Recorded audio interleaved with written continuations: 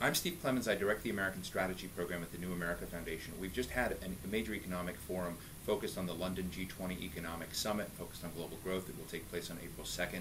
We're here with Laura Tyson, who's a member of our board, also former National Economic Advisor to President Clinton, and also an economic advisor to President Obama's team. Thanks for being with us, Laura. It's a pleasure. You, in comments you made today, made a comparison of how the American citizen was going to deal with the economic circumstances in this real meltdown, and how it differed from citizens elsewhere in the world. And you made a very, I think, compelling and passionate case that this particular circumstance is going to hit Americans very, very hard. And can you share your thoughts? Well, I think that we've always said that the U.S. has a safety net full of holes. We haven't had to use the safety net very much. We've in the last 3 decades, if you look at the U.S. economy, we haven't suffered the kind of downturn we're now in. So what we have is a situation where people don't get adequate unemployment benefits. They don't last long enough.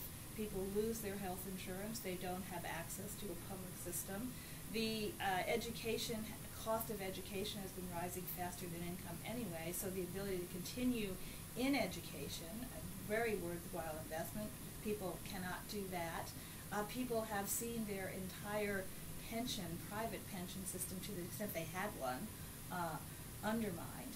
And then housing. I just pointed out that in the United States the number of homeless people is growing rapidly. The number of people on food stamps is growing rapidly. I'm in the state of California.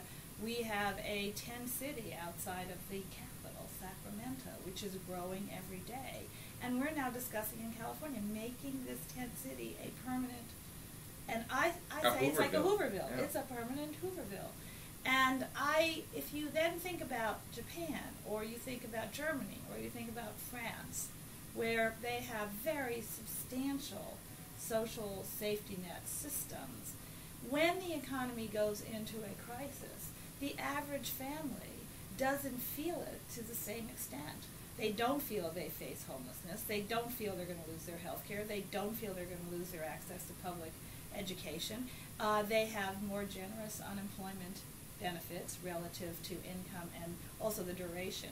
So every way that an American family hit by something which to them is like a comet out of the blue, they've done everything right and all of a sudden everything's wrong, they can't turn to a social safety net system to support them.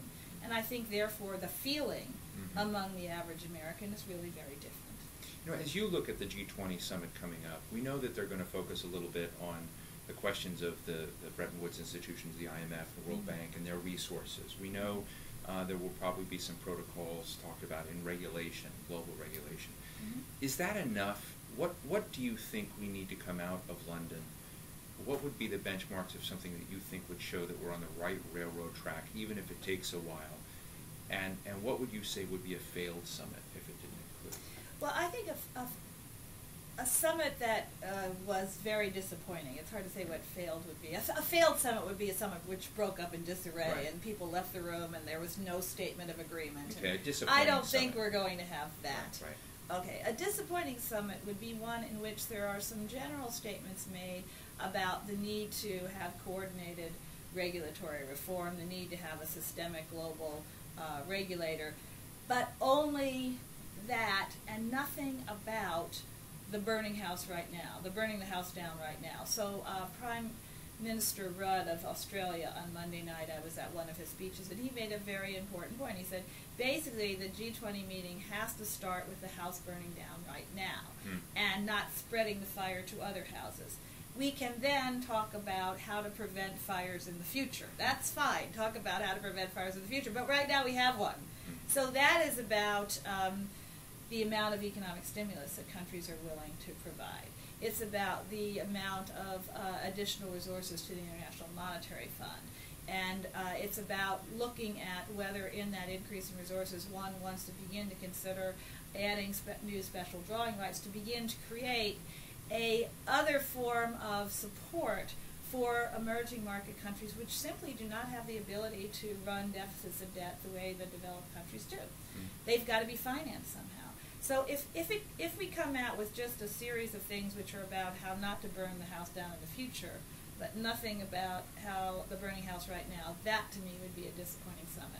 I think that where we are likely to have the most success in lack of disappointment, if you will, is in the area of the additional resources to the International Monetary Fund. So the emerging market difficulties are becoming so clear now, particularly in Central and Eastern Europe, so clear around the periphery of the the European Union, that I think there will be movement on that score. We do have promising, I think China is doing more and more to stimulate its own economy, and I think Germany, despite certain comments about we don't need further stimulus or let's see what happens, I think if you actually look at their actions rather than their words, they actually are being quite, continue to move in the direction of the kind of stimulus. Here's just one last question. Nicolas Sarkozy of France has been out as a major putting the push on convening and focus on regulation. UK Prime Minister Gordon Brown has been out to try to get more support and buy-in from China, the Gulf states, and others into the Bretton Woods institutions. Is there something politically Barack Obama can sort of own and bring to the table, and sort of when we come out of London, well, we'll say, well, that's what Obama, he looked like a winner with that idea? Well, I think that the U.S. has actually come out pretty came out early, earlier than or it came out early. I won't say earlier or later, but came out early on the issue of the need to enhance the resources of the International Monetary Fund. So I think it's very important in the U.S. leadership role in this meeting to essentially say this is a global problem.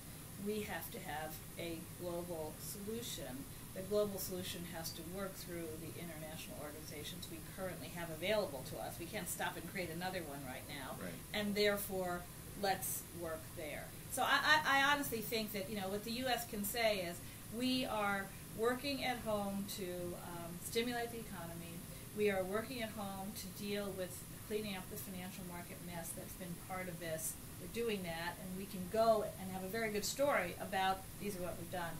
As far as internationally, what we would like to do is commit additional significant resources to the International Monetary Fund and commit once again to the view of holding fast to the trade, the free trade, the World Trade Organization, and making sure we don't go down a protectionist line. Laura Tyson, thank you for being with us today. Thanks for joining us. Thank you, We look Steve. forward to having you back. Right. Thank you. Thank you.